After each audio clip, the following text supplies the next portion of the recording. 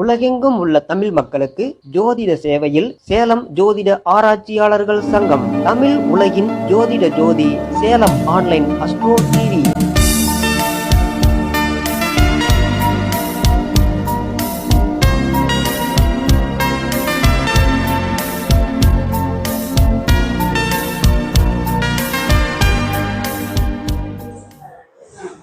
அடுத்ததாக தனக்கோடி அவர்களை மேடைக்கு அழைக்கிறோம்.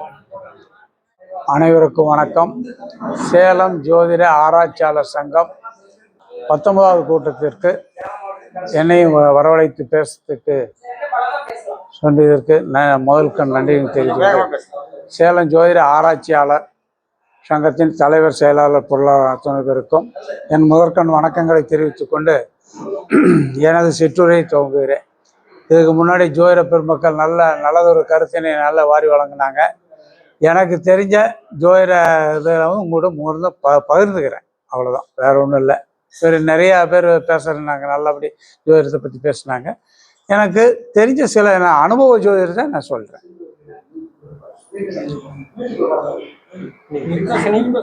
முதலில் என் தாய் தந்தையரை வணங்கிக் கொண்டு எனக்கு முதலில் ஜோதிடம் கற்றுக் கொடுத்த மேட்டூர் மீனாட்சி சொக்கநாதர் ஞான தண்டாயுதபாணி ஆலயத்தின் தலைமை குருக்களும் ஜோதிடருமான தெய்வ திரு பி சுப்பிரமணியம் ஐயர் அவர்களிடம் 1995ஆம் வருடம் ஜோதிடம் பயின்றேன். எனக்கு என் குருநாதர் சொல்லிக் கொடுத்த ராசி அம்சம், இதை வச்சே நிறைய பேருக்கு சொன்னதில் சரியாக இருக்குன்னாங்கன்னு தெரிஞ்சு ஒருத்தருடைய ஆயிலே கணிச்சு சொன்னேன். அது சிறப்பாக இருந்து அதனால தான் அந்த 3 ஜோதிடர்களுக்கு நான் நன்றி தெரிவிச்சுக்கணும். எதுக்கு 3 ஜோதிடர்கள் நன்றி தெரிவிக்கணும்னா, என்கிட்ட ஒரு பையன் ஜாதகம் பார்த்தான். ஜாதகம் பார்த்து சொன்னேன். சொல்லும்போது எல்லாம் சொல்லி முடிச்சுட்டு அவனுக்கு ராகு திசை, ராகு புத்தி முடிஞ்சு குரு புத்தி நடக்குது. ராகு எங்க கடகத்தில் இருக்காரு. அவன் துலா லக்னம். துலா லக்னம் 5ஆம் வீட்டுக்கு அதிபதி சனி பகவானும் 9ஆம் வீட்டுக்கு அதிபதி புதன் பகவானும் 2 பேரும் பரிவர்த்தனை ஆகும். 9ஆம் வீடு அப்பா வீடு வச்சுங்களா, அது பரிவர்த்தனை ஆகும். 3 ஜோதிடரை பார்த்துட்டு வந்துட்டேன்னு சொன்னான். நான் எல்லாம் பார்த்துக்கிறதெல்லாம் உங்கள் அம்மாவுக்கு தான் 2 வருஷத்துக்கு முன்னே சரியில்லை, இப்போ எல்லாம் நல்லா இருக்குப்பா, ஒன்றும் இல்லை. ராகு உட்காந்துருக்கிற இடம் கடகம். ஆமேடை எருசுரன் நண்டு கண்ணி 5 இடத்தில் கருணாகம் அமிமாயில் பூ மேடை மேல் சொல்லும் ராஜயோகம் கொடுத்துறான்னு உனக்கு ராஜயோகம் கொடுப்பாருப்பா, நல்லா இருக்குப்பா. 2 வருஷம், இப்போ 2.5 வருஷம் முடிஞ்சு போச்சு. இவர் குரு புத்தியிலேருந்து நல்லா இருக்குன்னு சொன்னேன். அவன் சரிங்கன்னு கேட்டு எங்கள் அப்பாவுக்கு எப்படி இருக்குன்னா, அப்பாவுக்கெல்லாம் ஒன்றும் இல்லை, 5, 9 2 பேரும் பரிவர்த்தனையாக இருக்குது, நல்லா இருக்குப்பா, ஒன்றும் கவலைப்படாத, நல்லா இருக்குண்ணே. இப்போ 3 ட்ரிப் சொல்லி 4ஆவது ட்ரிப் கேட்குறான், எங்கள் அப்பாவுக்கு எப்படி இருக்குது? உங்கள் அப்பா நல்லா இருக்குப்பா, 5, 2, 9 பரிவர்த்தனை, 2 நல்லா இருக்கியாண்ணே. இல்லைங்க. அப்புறமேடம் சொன்னேன், என்னையா சொல்கிறீங்க, நான் 3 ஜோதிட பார்த்துட்டு வந்துட்டேன். எங்கள் அப்பா ஜனவரி மாதம் வந்தால் இறந்துருவாருன்னு சொல்கிறீங்க. சொன்னாங்க, நீங்கள் ஒரு ஆள் தான் நல்லா இருக்குன்னு சொல்கிறீங்க. ஏடா வம்பா போச்சு, இப்படி சொல்கிறானே அப்படின்ட்டு. இல்லைப்பா, 5, 9 2 பேரும் பாவிகளாயின்னு மிஞ்சி மலனை செய்வார்னு சொல்கிறாங்களே, அதுவும் புதனும் சனி தானே பரிவர்த்தனையாக இருக்குல்ல, ஏன்னு கவலைப்படுற? ஆயுள்காரனை 9ஆம் வீட்டில் அப்பன் ஸ்தானத்தில் இருக்கால, அது ஏன் நீ அப்பன் ஸ்தானத்தில் ஆயுள்காரன் சனி பகவானே தன் வீட்டில் இருக்கும்போது அட்டமாதிபன் ஆயுள்காரகன் திட்டகேந்திரன் திரியோணமேடை தொட்ட லக்னாதிபன் பலம்பர தீர்க்கமாய் நல்லா இருக்குப்பா போப்பா அப்படின்னு சொன்னால் அவர் நம்ப மாட்டேங்கிறான். 3 ஜோதிடர் சொல்லிட்டாங்க, ஜனவரி இறந்துருவாங்க. இறக்க மாட்டார், காசு கொடுத்தா நான் வாங்கலை. சரி, நம்ம என்னடா மிகப்பெரிய ஜோதிடர், என்னமோ நமக்கு மேலே எத்தனையோ பேர் இருக்காங்க. சரி, அவங்க சொன்னதும் சரியாக இருந்துச்சுன்னா, நாம் சொன்னது தப்பாக போயிடுச்சுன்னா, காசு வேணாண்டா போடா சாமி, போயிட்டு அப்புறம் பார்த்துக்கலாம் அப்படின்னு சொல்லி அனுப்பிச்சிட்டேன். எப்போ இது அவன் பார்த்தான்? 2020 டிசம்பரில் பார்க்குறான். 21 ஜனவரி வந்தால் இறந்துருவாருன்னு சொல்லலாம். நான் இறக்க மாட்டான்னு சொன்னேன். அதே 21 ஜனவரி மாதம் 15ஆம் தேதி ஃபோன் பண்ணுறான். ஐயாண்ணா, எனக்கு பக்குன்னுச்சு. என்ன பண்ணேன்? நான் அப்பயும் சொல்லியிருந்தேன், உங்கள் அப்பாவும் பாதிக்காது, உங்கள் அப்பாவை நீ தான் கட்டி போட்டு வச்சுருக்கிற, உங்கள் பெரியப்பா சித்தப்பா யாராச்சும் ஒருத்தர் பாதிக்கலாம், அது பார்த்துக்கோ அப்படின்னு சொல்லி 15ஆம் தேதி ஃபோன் பண்ணுறான். ஐயா, நீங்கள் சொன்ன மாதிரி எங்கள் பெரியப்பா தாங்க ஐயா இறந்துட்டாரு. ஆனால் அப்புறம் உங்கள் அப்பா எப்படி? எங்கள் அப்பா நல்லா இருக்காருயா. அதே மாதிரி இப்போ ஒரு மிதுன லக்கணத்துக்காரர் ஜாதகம் பார்த்தேன். இதை பார்த்துட்டு ஒருத்தர் திருச்சியிலேருந்து பார்த்தாரு. அவருக்கு என்ன வயசுன்னா 1939 பிறந்திருக்காரு. ஐயா, இதை பழனி பாரதியா மீட்டிங்லேயும் பேசினேன். இந்த பேசுனதை பார்த்துட்டு அவர் கூப்பிட்டு என்னுடைய கொஞ்சம் ஆயிலை பார்த்து சொல்ல முடியுங்களான்னு சொல்கிறேங்கய்யா சொல்லுங்கள், உங்கள் டேட்டா பர்த்து டைம் இருந்தால் அனுப்பிச்சுடுங்க, இல்லை உங்கள் ஜாதகத்தை கூட அனுப்பிச்சுடுங்க. அனுப்பிச்சுட்டார். அவர் ஜாதகத்தில் கடகலக்கணம் போட்டிருந்தது. அவர் 39, அப்போல்லாம் வாக்கிய பஞ்சாங்கம் தான் அது போட்டிருந்தார். நாம் அதெல்லாம் நம்ம பெருசாக எடுத்துக்கூடாது. நம்ம ஒரு சாஃப்ட்வேர் வச்சுக்கோங்க, அதில் போட்டு பார்க்கும்போது மிதுன லக்னம் வந்து மிதுன லக்னம், லக்னத்துக்கு அது வந்து வரிசை ஐயா அவர் லக்னத்தையே தப்புனே சொல்லலை, உங்கள் ஜாதகத்தை பற்றி சொல்கிறாங்கன்னு சொல்லிட்டு மிதுன லக்னம், மிதுன 2ஆம் வீட்டில் சந்திரன், ஆயில்ய நட்சத்திரம், 3ஆம் வீட்டில் உள்ள 4ல் உள்ள 5ல் ராகு, 6ல் செவ்வாய், 7ல் சுக்கிரன், 8ல் சூரியன் புதன், 9ல் குரு, 10ல் சனி பகவான், 11ல் கேது. இது அவருடைய ராசியினுடைய இது. 1939, டைம் 4:22, பிறந்தவர் திருச்சி. இது பார்த்து சொன்னேன்.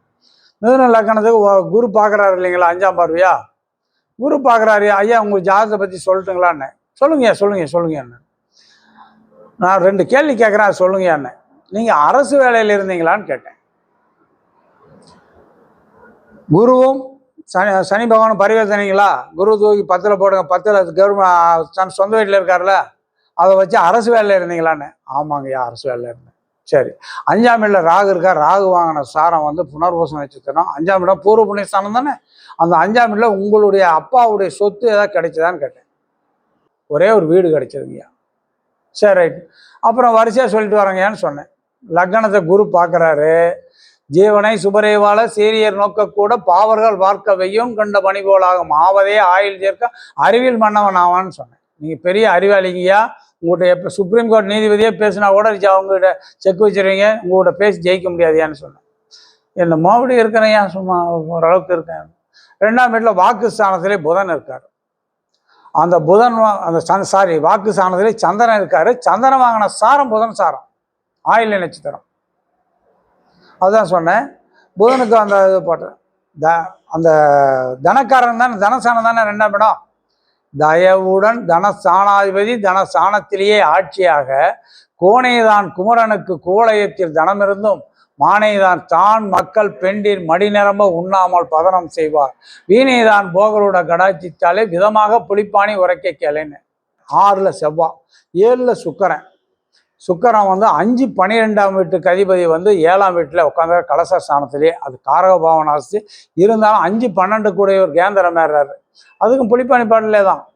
கேளப்பா அசுரகுரு கேந்திரம் கோணத்திலிருந்து கெட்டவர்கள் கண்ணுற்று நோக்கினாலும் ஆளப்பா அசுரகுரு பலனளிப்பார் அப்பனை உப்பருகே மேடை உண்டு வைரங்கள் முத்துமாலை வளமாக சூடியிருக்கும் வளவதை தான் கூறப்பா குடிநாதன் பலமறிந்து கொற்றவனை புலிப்பாணி சாற்றினான். ஐயா உங்களுக்கு மனைவிங்கிறது 7ஆம் பாவத்தில் இருக்கு. அந்த மனைவிங்கிறது வந்து அமைஞ்ச பின்னாடி தான் உங்கள் நிலங்களமெல்லாம் வாங்கியிருப்பேன், வீடுகளெல்லாம் கட்டியிருப்பேன், மிக சிறப்பாக இருக்கிறீங்கன்னு நான் சொன்னேன். அது என்ன ஒன்றுதான் ஐயா, என் மனைவி வந்த பின்னாடி தான் நிலம் வாங்கினேன், வீடு கட்டினேன், எல்லாமே என் மனைவி வந்த பின்னாடி தான் நடந்தது. அது வேணா ஆமாம் அப்படின்னா. 8ஆம் வீட்டில் சூரியனும் புதனும் இருக்கார். அந்த புதனும் சந்திரன் நேருக்கு நேர் பார்வை. அன்புடன் மதிமால் கூடி அவனியில் உதித்த பாலன் இன்புறு வார்த்தை செயலன் எளிதன மக்கள் பெண்டி தம்பதி அதில் கூடி சர்க்குண யோகி தென்புட கீர்த்தியோக சீர்புகளோடு வாழ்வான் பேரோடும் புகழோடும் சொத்தோடும் சுகத்தோடு வாழ்வீங்கயா அப்படின்னு. என்ன தொழில் சொல்ல முடியுமான்னாரு. 10ல் குருவை தூக்கி போடுங்க. வாக்கு ஸ்தானத்தில் புதன் இருக்காரா, அவர் வாங்கின சாரம் ஆயில்ய நட்சத்திரத்தில் இருக்காரு புதன் சந்திரன். அங்க கல்வி, புதன் கல்வி, இங்கே இருக்கிறது குரு ஆசான்.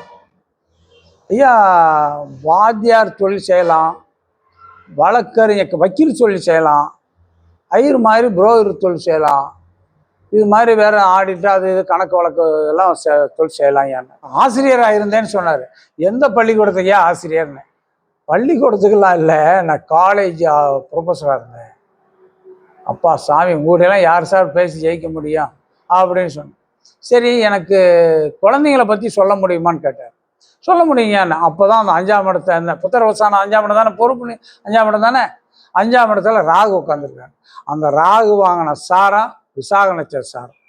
அதே குரு 9ஆம் வீட்டில் இருந்தால் 9ஆம் பார்வையை பார்க்குறாருங்களா, பார்வைக்கு ஒரு குழந்தை, அங்கே ராகுக்கு சாரத்துக்கு ஒரு குழந்தை, 2 பையன் கிடச்சிருக்கியான்னு. ஒரு பையன் கூப்பிட்டா வருவான், ஒரு பையன் கூப்பிட்டாலும் வரமாட்டாங்கய்யா அப்படின்னு.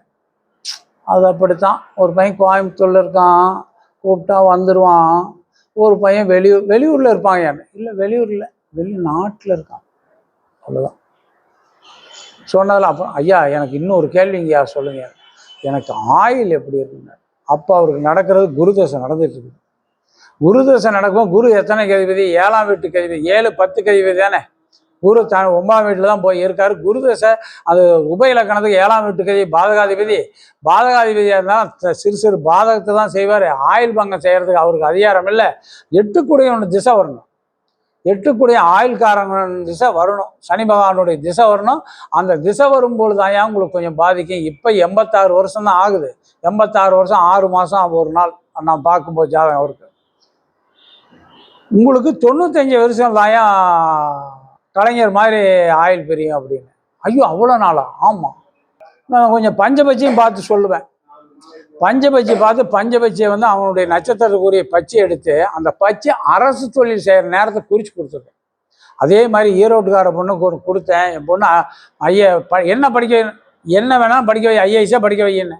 ஐஏஎஸ் படிக்க வைக்கதாயா கேட்குறேன். நான் பில்லை பள்ளிக்கூடம் சேர்த்துலேருந்து இது வரைக்கும் ஒரு வகுப்பில் கூட ஃபெயில் ஆகலை. நீ அதுக்கு ஏன் கவலைப்படுற? நீ ஐஏஎஸ்ஸாக படிக்க வை. பஞ்சபட்சி பார்த்து எடுத்து அந்த டைம் கொடுத்தேன். பிள்ளை பாஸ் பண்ணிட்டு வந்துருச்சா, இன்னும் வேலை கிடைக்கலையா. இதுக்கு நான் என்ன பண்ண முடியும்? ஏம்மா ஐஏஎஸ் வேலை என்ன சர்வசாதாரணமா? சீனியாரிட்டி இருக்குமா? அந்த சீனியாரிட்டி பிரகாரம் தாம்மா உனக்கு வரும். ஏதோ எனக்கு தெரிஞ்சது என் குருநாதர் சொல்லி கொடுத்தாலும் ஆனால் பாரம்பரியம் தான். எல்லாம் நிறைய இடத்துல ஐயா சொல்கிறதெல்லாம் எல்லாம் புது வந்துச்சு. கேபி முறையில் பார்க்குறாங்க. ஐயா சுகநாடி. அதனால் இப்போ நிறைய இடத்துல நிறைய பேர் விதமாக பார்க்குறாங்க. நமக்கு பாரம்பரியத்திலாம் நான் பார்த்துட்ருக்கேன். சாரமாக எடுக்கிறதில்ல. எந்த இடத்துல என்ன கிரகம் இருக்குது? என் குருநாதர் அவரோட கற்றுக்கும்போது 95. அப்போ அவருக்கு வயசு 85. என் குருநாதர் மாதிரிலாம் ஒரு ஆள் இனியும் பிறக்கவும் முடியாது. கரெக்டாக சொன்னார். நான் அப்போல்லாம் எனக்கு உள்ள அனுபவம் இல்லை. இன்னும் 4 வருஷம் தான்டா இருப்பேன். ஏன் சாமி கம்னு, அவர் ஐயர், ஏன் சாமி கம்னு இருக்கு சாமி, நீங்கள் நல்லா இருப்பீங்க கம்னு சொன்னேன். ஆள் நம்ம அகத்தியர் முனிவரோட நல்லா குள்ளமாக கட்டையாக நல்ல பாடியாக இருப்பார். ஏன் சாமி கம்னு இருக்கு சாமி, உங்களுக்குலாம் நல்ல ஆயுசெல்லாம் அதிகம். இல்லைடா இப்படியெல்லாம் சொல்லி அவர் பரணேஸ்வரம் இப்படியெல்லாம் சொல்லி அப்படி இப்போ மாதிரி இருந்தேன்னா எல்லாத்துக்கும் நான் பதில் கொடுத்துருவேன். அப்போ கற்றுக்கிற புதுசில் 3 மாதம் தான் அவர்கிட்ட போய் பக்கத்துலேயே உட்கார வச்சு குழந்தைக்கு சொல்லி தர மாதிரி சொல்லி கொடுத்தா கற்றுக்கிட்டு இப்படியெல்லாம் சொன்னார். கரெக்டாக அதே மாதிரி 4 வருஷம் 99ல் என்னமோ ஆண்ட புண்ணியத்தில் வளர்ந்துட்டேன் வந்துட்டுருக்கேன். அந்த மிதுன லக்னம் 4ஆம் பாவத்தை பற்றி அவங்க அப்பா சொன்னாங்களா, அதே மாதிரி இன்னொருத்தர் மீன லக்னம். மீன லக்னாதிபனே 6ல், செவ்வாயும் கூடவே இருக்கார் 6ல். அங்கே கூட ராகு இல்லை,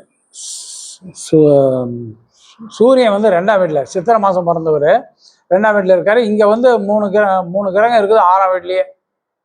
குரு அங்கே இருக்கார். நான் பார்த்து லக்னாதிபன் குரு 6ஆம் வீட்டில் போய் மறைஞ்சிருச்சு சொல்லுவோம் இல்லைங்களா. 6ஆம் வீடு 6 8 12 மறைவு தானே. நான் என்னுடைய மதிப்பு என்னன்னா 6ஆம் வீட்டில் இருக்கிற குரு அதே 5ஆம் பார்வையை பாருங்க தன்னுடைய 10ஆம் வீட்டை பார்ப்பார். தனுசை பார்ப்பாரா? நீ அரசு வேலையில் இருந்தியான்னு கேட்டேன். ஆமாம் இருந்தேன். போதுங்களா? 2 பாயிண்ட் அவன் நெத்தியில் அடித்த மாதிரி பொட்டு வச்ச மாதிரி சொல்லிட்டோமா. அதுக்கு பின்னாடி அவன் எதுக்கு வாய் பேசுகிறான்? இருக்குதுங்க ஐயா, ப்ரொமோஷன் தாயா கிடைக்கும். ப்ரொமோஷன் கிடைக்க போதியா? இப்போ உங்களுக்கு கிடைக்க வேண்டிய நேரம் மிதுனத்தில் இருக்கும்போதே குரு நேராக பார்க்கும்போது 10ஆம் வீட்டை பார்க்கும்போது கிடைச்சிருக்கணும். கிடைக்கல. அதில் ஏதோ ஒரு இரவு இருக்குது. பரீட்சை எழுதுனா 1 மார்க் 2 மார்க்லேயே போயிடுறியா? ஒன்றும் கவலைப்படாத. நீ வந்துடுறாரு 9ஆம் வீட்டை குரு பார்க்குறாருல, பாக்கியத்தை கொடுத்தானுமில்ல கொடுப்பாரு. இப்போ கோச்சாரத்துக்கு குரு அங்கேயே வந்துட்டார். இப்போ கடகத்தில் இருக்காரு. மீண்டும் இங்கே வரும்போது சிம்மத்துக்கு வரும்போது உனக்கு ப்ரொமோஷன் வந்துடும். இன்னொரு 6 மாதம் 6 மாதம் மீண்டும் கோச்சாரத்தில் இதில் இதுக்கு வராது. சிம்மத்துக்கு குரு இதில் வரப்போகிறாரு. வரும்போது உனக்கு 10ஆம் பார்வை ப்ரொமோஷன் கிடைச்சிடும். ஒருத்தர் நம்ம ஜாதகத்தை பார்க்குறோன்னா முழுசும் ஆராய்ஞ்சு பார்த்து அப்படி இப்படி நம்ம சொல்கிறத விட நெத்தியில் போட்டு வச்ச மாதிரி 2 கேள்விக்கு பதில் அவனுக்கு அவன் கேட்காம நம்ம சொல்லிட்டோமாவே என்ன சொன்னாலும் நம்ம கேட்டுப்போம். எடுத்தோன்னா அரசு வேலைன்னா ஆமாம். உங்கள் ஒப்பா அரசு வேலையா? ஆமாம். அப்புறம் ப்ரொமோஷன் கிடைக்க போகுது. ஏன்னா நம்பிட்டு தான் போவோம் இல்லைங்களா. அதில் நான் சொல்கிறதுல தவறு இருக்குங்களா ஐயா? சந்தோஷம். ஏதோ நான் பேச ஆசைப்பட்டேன். அங்கேருந்து நான் பவானியிலேருந்து நான் வரேன். என் பேர் பவானி தனக்கோடி. என் செல் நம்பர் 95 14 72 80 51. என் பேர் பவானி தனக்கோடி. என் செல் நம்பர் 95 14 72 80 51. நன்றி. எனக்கு பேச வாய்ப்பு கொடுத்ததுக்கு மிக்க நன்றினை சொல்லி விடைபெறுகிறேன். நம்ம பவானிலேருந்து வந்திருக்கோம் தனக்கோடி அவர்களை பாரம்பரியத்தில் எப்படி எடுத்து டக்குன்னு சொல்லணும், நான் சாரம் கூட பார்க்க மாட்டேன், பொட்டு வைக்கிற மாதிரி ஆணித்தரமாக சொல்லணும்னு அற்புதமாக சொன்ன அவருக்கு நம்ம சங்க செயலாளர் துரைசாமி ஐயா அவருக்கு சால்வை பற்றி கௌரவிப்பார்.